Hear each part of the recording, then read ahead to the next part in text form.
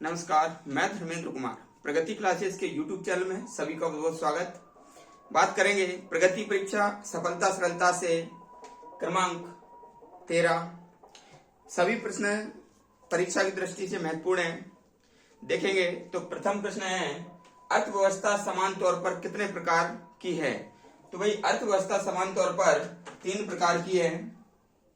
3 प्रकार की अर्थव्यवस्था है। पहली है समाजवादी अर्थव्यवस्था, दूसरी है पूंजीवादी अर्थव्यवस्था, ठीक है, और तीसरी है मिश्रित अर्थव्यवस्था। मिश्रित अर्थव्यवस्था, तो ये 3 प्रकार की अर्थव्यवस्था अभी है, ठीक है। फिर अगला प्रश्न हमारा है प्रश्न क्रमांक 2, किस अर्थव्यवस्था में उत्पादन के साधनों पर समाज का नियंत्रण होता है? तो मैं आपको बता देता हूं कि जो समाजवादी अर्थव्यवस्था है उसमें समाजवादी अर्थव्यवस्था में देश में जितना भी उत्पादन रहेगा, उत्पादन व सेवा यानी कि कोई भी नौकरी, ठीक है, तो उसमें सरकार का इसमें अस्तित्व रहेगा, मतलब सरकार का अधिकार इसमें रहेगा समाजवादी में, अर्थव्यवस्था के क्षेत्र में, ठीक है।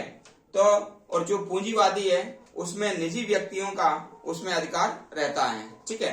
प्रश्न क्रमांक 3 देख लेते हैं।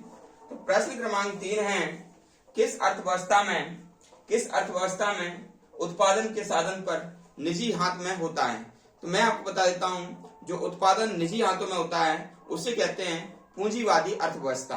तो पूंजीवादी अर्थव्यवस्था में सारा जो सेवाएं होती हैं, उत्पादन होता है, वो निजी व्यक्तियों के हाथ में होता है। और पूंजीवादी अर्थव्यवस्था जो है लाभ की दृष्टि से ये महत्वपूर्ण होता है, जबकि समाजवादी जो अर्थव्यवस्था है वह सरकार जो है ना सभी व्यक्तियों को उस पर अधिकार देता है और उसमें जन कल्याण की भावना रहती है। जैसे मैं आपको बता देता हूं, जो समाजवाद है, समाजवादी अर्थव्यवस्था, तो समाजवादी अर्थव्यवस्था में क्या होगा, जो सरकार है, सरकार का अधिकार रहेगा उत्पादन पर, ठीक है। तो इसमें तो सरकार का उत्पादन रहेगा, मतलब जो सरकार है सरकार का अधिकार रहेगा। इसमें वर्ग संघर्ष नहीं पाया जाता, वर्ग संघर्ष इसमें नहीं पाया जाता, जबकि जो पूंजीवादी अर्थव्यवस्था है उसमें वर्ग संघर्ष पाया जाता है। उसमें जो बुर्जुआ वर्ग है, बुर्जुआ वर्ग और जो गरीब वर्ग है, दोनों में वर्ग संघर्ष पाया जाता है, ठीक है। तो हमेशा ध्यान रखना, जो समाजवादी रहता है, अर्थव्यवस्था रहती है, सरकार का उस पर क्या है, अधिकार रहता है और उसमें वर्ग संघर्ष नहीं पाया जाता, ठीक है। तो ये बात आप याद रख लेना। फिर है अगला प्रश्न, प्रश्न नंबर 4, मिश्रित अर्थव्यवस्था क्या है? ठीक है, तो बहुत ही देखो सिंपल है ये कि मान लीजिए 3 प्रकार की अर्थव्यवस्था है। पहला है समाजवादी अर्थव्यवस्था, समाजवादी अर्थव्यवस्था, दूसरा है पूंजीवादी अर्थव्यवस्था, पूंजीवादी अर्थव्यवस्था, और तीसरा है मिश्रित अर्थव्यवस्था, मिश्रित अर्थव्यवस्था। तो मिश्रित अर्थव्यवस्था में क्या रहता है, जो समाजवादी है और जो पूंजीवादी है दोनों का इसमें मिला जुला स्वरूप होता है, जिस प्रकार भारत में मिश्रित अर्थव्यवस्था को अपनाया गया है, ठीक है। तो इसका उदाहरण क्या है, भारत है। इसका उदाहरण क्या है, भारत है। तो ये आप याद रखना, भारत में मिश्रित अर्थव्यवस्था को अपनाया गया है, जिसमें उत्पादन और सेवाओं पर सरकार के अलावा निजी व्यक्तियों का भी अधिकार है। जैसे सरकारी अस्पताल, निजी अस्पताल, ठीक है, सरकारी स्कूल, निजी स्कूल, ठीक है। तो इस प्रकार से रहता है। और ये जो समाजवाद है इसमें सरकार का अधिकार रहता है, किस पर, सरकार का अधिकार रहता है इसमें, मान लीजिए उत्पादन पर। तो इसमें क्या है, वर्ग संघर्ष नहीं पाया जाता, वर्ग संघर्ष नहीं पाया जाता, क्योंकि भाई सरकार का अधिकार रहेगा। तो वर्ग संघर्ष यानी कि जो अमीर वर्ग है और गरीब वर्ग है उनमें कोई मान लीजिए संघर्ष नहीं चलेगा, ठीक है, सरकार सबको समान नजरों से देखेगा। लेकिन जब ये जो उत्पादन है, उत्पादन निजी व्यक्तियों के हाथ में चला जाएगा, निजी व्यक्तियों के हाथ में चला जाएगा तो फिर क्या होगा, कुछ व्यक्ति बहुत ज्यादा अमीर बन जाएंगे और कुछ व्यक्ति बहुत ज्यादा गरीब बन जाएंगे और फिर दोनों में क्या होगा, वर्ग संघर्ष होगा।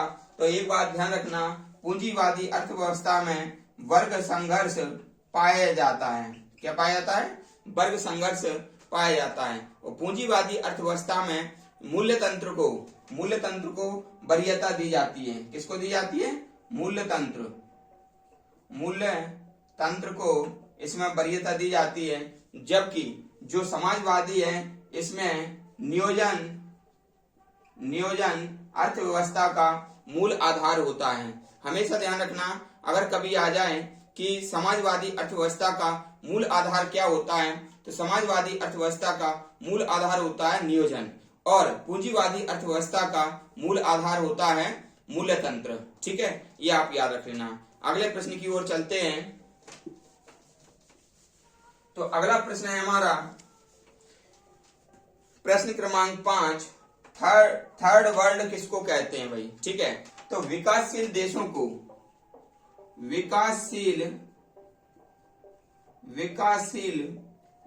को थर्ड वर्ल्ड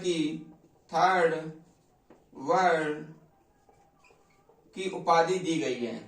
विकासशील देशों को थर्ड वर्ल्ड की उपाधि दी गई है। 3 प्रकार के देश हैं, अविकसित देश होता है, विकासशील देश होता है और विकसित देश होता है। जैसे कि चाड, इथियोपिया, भूटान ये अविकसित देश हैं, भारत विकासशील देश है और अमेरिका और चाइना ये विकसित कंट्रियां हैं। ठीक है, तो ये बात आप ध्यान रख लेना। अगले प्रश्न की ओर चलते हैं। तो प्रश्न क्रमांक 6, तो प्रश्न क्रमांक 6 बोलता है कि मानव विकास रिपोर्ट कौन प्रकाशित करता है?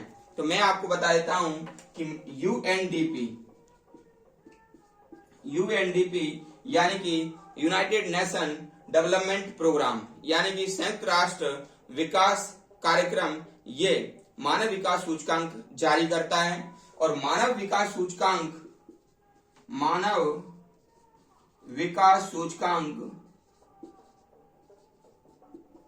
सबसे पहले सर्वप्रथम 1990 में जारी किया गया था। पाकिस्तान के अर्थशास्त्री महबूब उल हक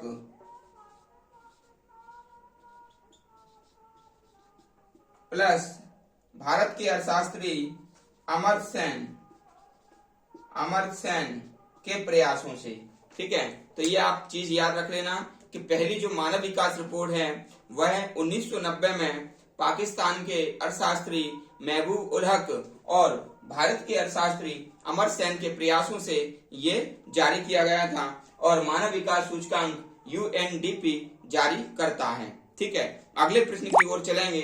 तो अगला प्रश्न है यूएनडीपी ने भारत की पहली मानव विकास रिपोर्ट कब जारी की थी? ठीक है, तो विश्व में तो सबसे पहले 1990 आप याद रख लेना। ठीक है ना, मैं आपको सारी जानकारी यहाँ पर दे देता हूँ मानव विकास सूचकांक से संबंधित। तो सबसे पहले मैं यहाँ पर लिखता हूँ मानव विकास सूचकांक। मानव विकास